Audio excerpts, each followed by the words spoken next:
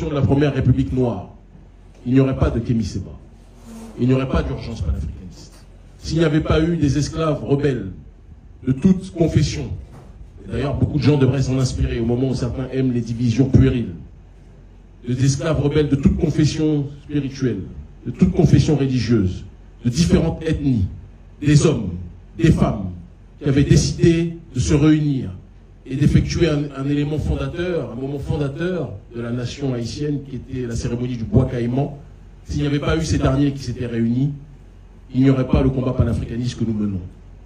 Haïti est la matrice du panafricanisme.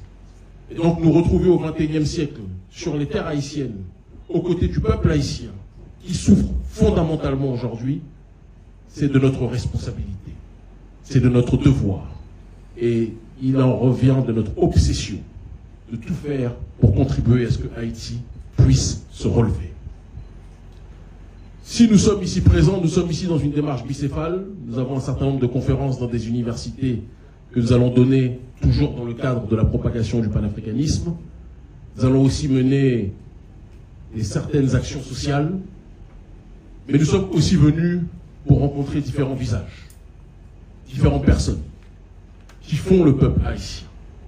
Et nous sommes surtout venus, et je n'ai pas peur de le dire, et je pense que ce message devra être le message que la presse devra le plus faire circuler, pour rappeler à notre peuple que nous aimons en crever, que l'ennemi d'Haïti ou l'ennemi des Haïtiens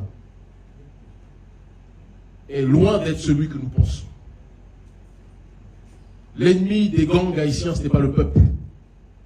Et l'ennemi des peuples et du peuple haïtien, ce n'est pas les gangs.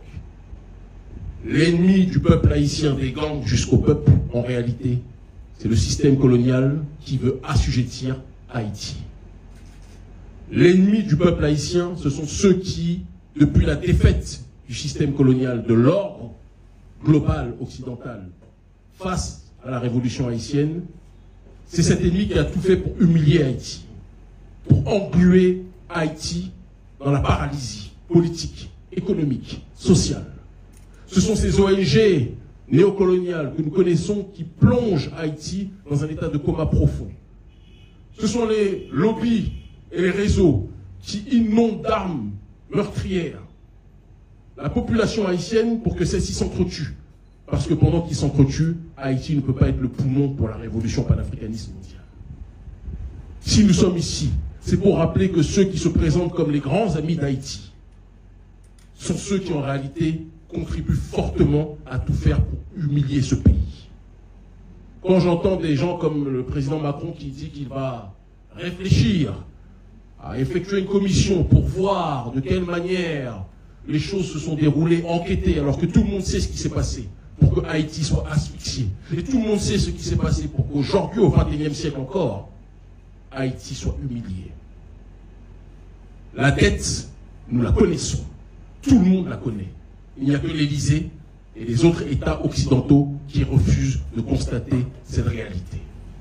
Et j'adresse ce message à tout mon peuple, du plus bas peuple au haut peuple, des gangs aux simples citoyens.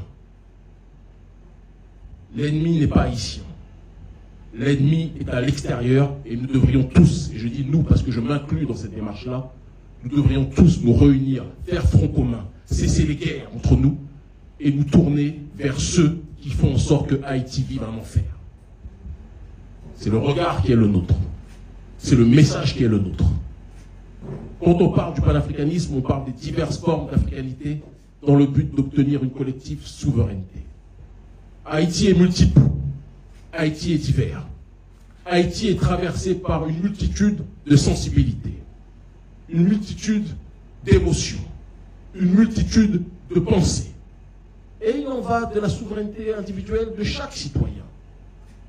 Mais lorsque la souveraineté collective est menacée, on doit être capable de mettre nos égos de côté, de mettre nos différends de côté, de mettre nos sensibilités et nos hypersensibilités de côté, et de nous tourner vers ceux qui veulent nous voir broyer. On nous parle un peu partout en Occident qu'il y a des guerres de gangs qui se tirent tous dessus comme des sauvages, soi-disant. Je peux l'entendre.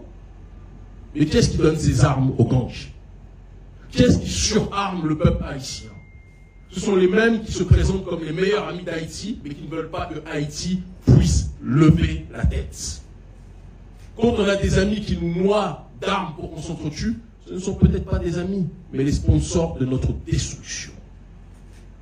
Et aujourd'hui, les gangs qui, à certains endroits sur le territoire, font la pluie et le beau temps, à mon sens, et je pense que certains l'ont compris à l'intérieur de ces gangs, parce que j'en ai déjà entendu un certain nombre,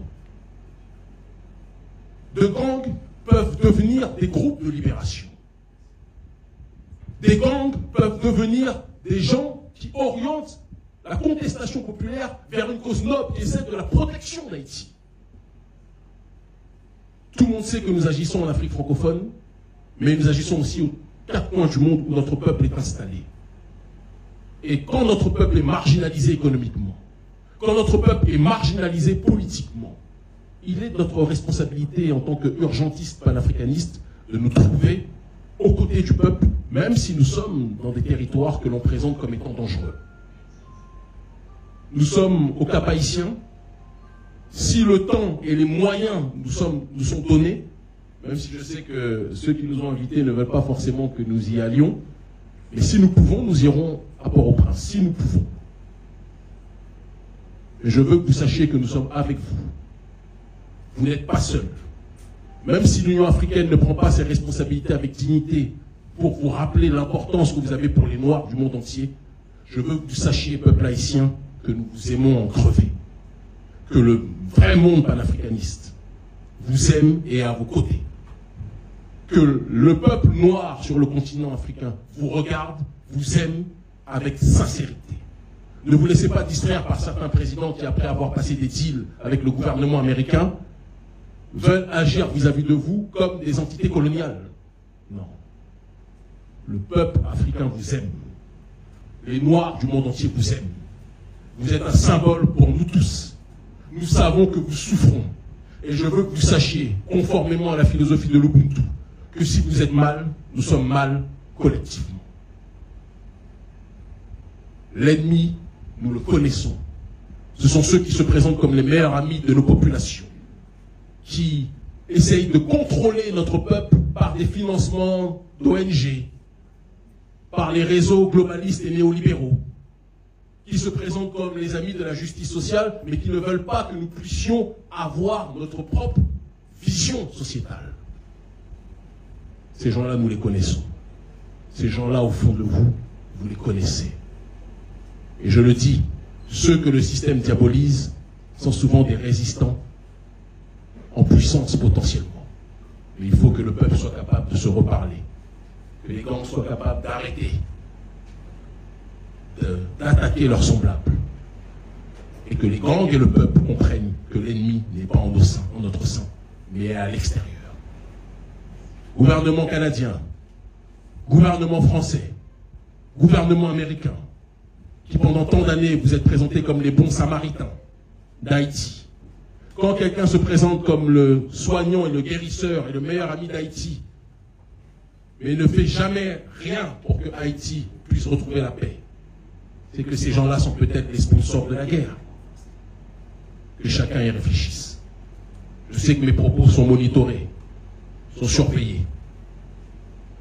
Petite anecdote, même pour traverser l'espace aérien américain, j'ai été interdit de le faire. Posez-vous la question de pourquoi.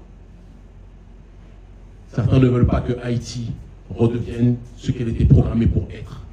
En l'occurrence, le centre de gravité de la contestation noire mondiale. Mais elle va le revenir. Vous voyez ce qui se passe au Sahel, auquel avec d'autres nous avons contribué. Haïti peut être ça au niveau mondial. Sera ça au niveau mondial. Mais il faut que nous prenions nos responsabilités. Il faut que nous rappelions à l'élite occidentale que la première République noire veut retrouver son rôle, veut retrouver son rang. Que nous arrêtons tous ces sentiments qui poussent à la division. Et ce que je dis au niveau haïtien, je le dis au niveau global noir. Soyons ce que nous étions programmés à être. Avançons avec fraternité, solidarité, justice sociale, entraide. Je n'ai pas besoin de vous parler de résilience parce que vous êtes la partie du peuple noir la plus résiliente du monde. Je vous aime, C'est mon propos introductif. Chacun peut poser les questions qu'il souhaite. Ok.